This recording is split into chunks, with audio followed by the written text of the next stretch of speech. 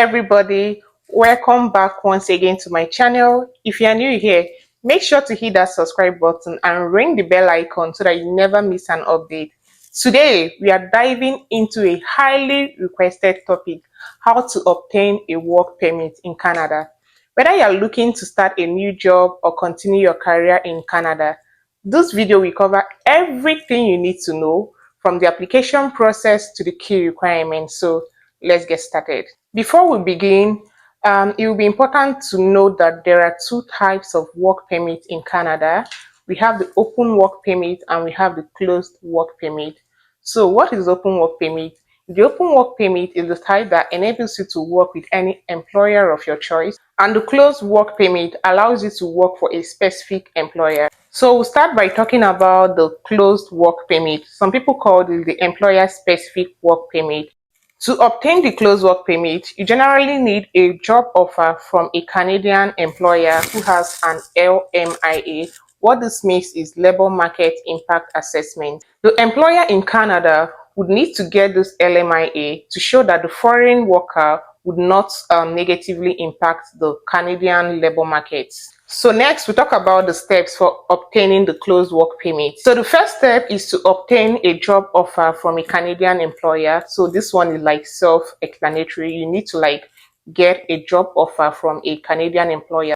The next step is the LMIA approval. So you have to ensure that your employer gets an LMIA. Then the next step would be to apply online or through a visa application center. So after you apply for the work permit, you wait for the work permit to be processed, which can vary according to your country of residence. So some countries might take 1 month, 4 weeks, 3 weeks, like it all depends. So the final step is the work permit issuance. Once your work permit is approved, you get your work permit specifying your employer, job, and location. The next type of work permit is the open work permit. So for this one, you do not need an LMIA and you do not need to get a job offer before you can apply. That's to say that you don't need anyone to give you LMIA, and you don't need to have a valid job or a valid job offer at the time before you can apply for the work permit. The open work permit is open to spouses or common law partners of international students or temporary foreign workers. So for instance, if you're an international student in Canada and your spouse eventually comes over to Canada, they are open to apply for the open work permit. The next set of people that this work permit are available to are international students that graduated from designated institutions. So they are open to apply for PGWP, that's the postgraduate work permit. They are open to that. The next set of people that this work permit are open to are those in specified programs like the IEC, that is the International Experience Canada program. So the open work permit is like a VIP pass to work anywhere in Canada. To apply for the open work permit, first you need to determine eligibility. That is to ensure that you meet the criteria for the open work permit. Next will be to gather all the documents that you'll be needing for the application, like the proof of relationship for spouse and then the proof of graduation for international students. Once you've gathered your documents, you can make your application. You can make the application online or through a visa application center. Once you've submitted the application, you wait for it to be processed. Like I said, this varies from person to person. Once it's approved, you are free to work for any employer in Canada. Next, we'll be discussing are the documents you'll be needing for the application. So in case you guys see me looking down, I actually wrote down the documents so that I don't miss out on anyone. So the first, you need to have a valid passport, of course, a valid international passport. Then you need a job offer letter. That's for those that will be applying for the closed work permit. You'll be needing a job offer.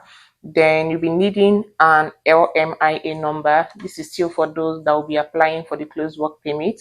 Then proof of relationship for spousal open work permit. Yeah, for those that will be applying for the spousal work permit, you need to show the proof of relationship, like for them to confirm that you're actually married to this person. This could be your marriage certificate and yeah, things like that.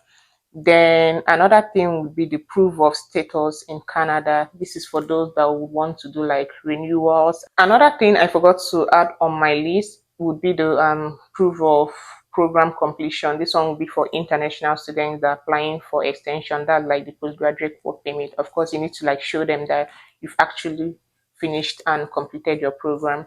Then the next thing here is the completed application forms, of course, and then the application fee payment receipt. That's if payment of application fee is applicable, then you need to like attach the receipt to show them that you've actually made payments.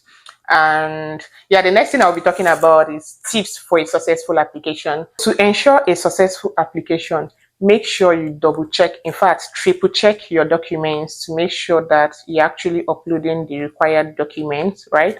Then another thing would be follow instructions here. Next tip here is to apply early. Don't wait until last minute before you submit your application. And the final thing I have here is to seek professional advice. Yeah, so please don't just rely on this video, make your own research and then speak with experts. Like there are some people that are really expert in matters like this. Like we have agents that are really experienced in all this. So try to get professional advice. So here you have it, guys, a complete guide to applying for your Canadian work permit. I hope you found this video helpful. If you did, kindly give this video a thumbs up and please leave a comment with all the questions that you have. I'll do my best to respond to every single question that you guys would have for me.